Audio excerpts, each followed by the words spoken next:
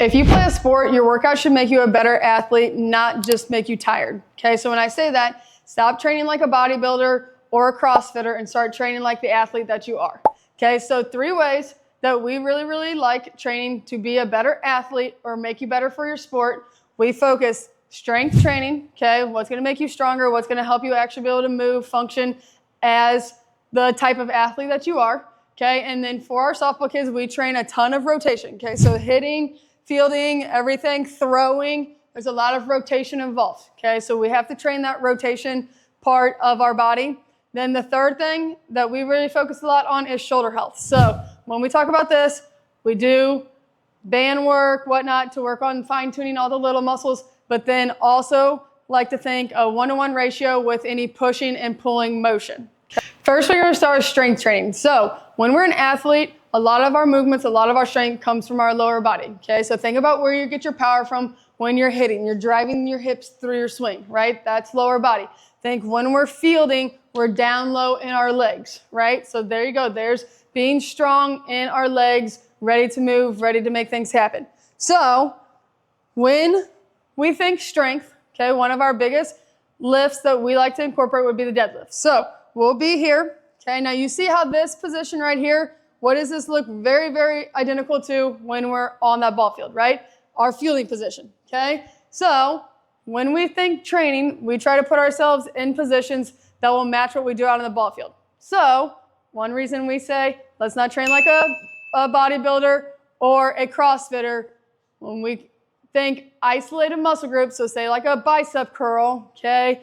Show me how a bicep curl would incorporate on that softball field, right? It's not quite as related as what a deadlift would be, correct? So again, deadlifting here, we think about keeping that body nice and tight here, thinking driving up, think again, stay nice, tight, control that lift on the way back down, okay? So we deadlift at least once a week and mix in 3 to 4 sets, different weights, variations. So the higher in weight we go, the lower in reps we go, okay? Next, we're gonna talk about rotation. So when we incorporate rotation, we like to do a lot of med ball work. So med ball can be very similar to swinging the bat, okay? So we'll mix in with the med balls, we'll hold here and just throw. So think when you're doing this, think identical to when you swing a bat. So when we swing a bat, we think drive our hips and we push our arms long out into extension.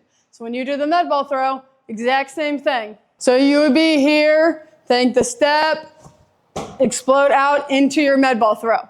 So then along with the rotational throws, we like to also work that anti-rotation. So when we do that, we'll partner up, have your partner throw you the ball, and you'll think catch, receive the ball. So you're absorbing that throw and then turning right back around and throwing it again. So think we're receiving, absorbing, and then exploding. Okay, so that's also working, changing direction and whatnot. So that would be here to there, okay?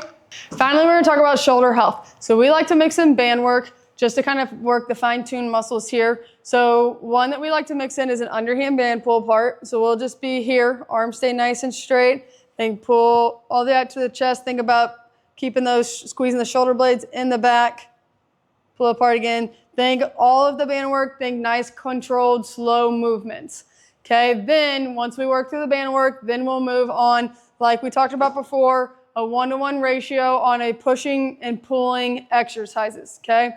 So one pushing exercise that we like to incorporate is a kneeling renegade press, okay? This is also a great core exercise. So when we're here, we wanna think lock that core in place, keep the rib cage down, and then from here, just press straight up, back down, keep that elbow facing nice and forward, working through the movement here. So once you do one arm, obviously we will switch and do the other arm.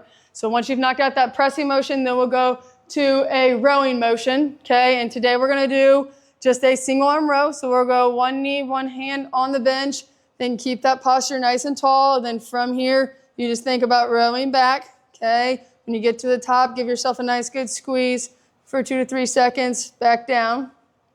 Obviously, our shoulder health is really important. As being overhead athletes, we throw this motion a ton, okay? So we have to strengthen We have to think, keep that shoulder nice and healthy for being as repetitive as we are with throwing. If you're an athlete, stop training for the look and start training to perform like one. The weight room should make you faster, stronger, and more explosive. So think whenever you step in the weight room the next time, think you are training with the intent of getting better on the ball field. Don't forget to like and subscribe and follow 7 Plates for more tips. Thanks, guys.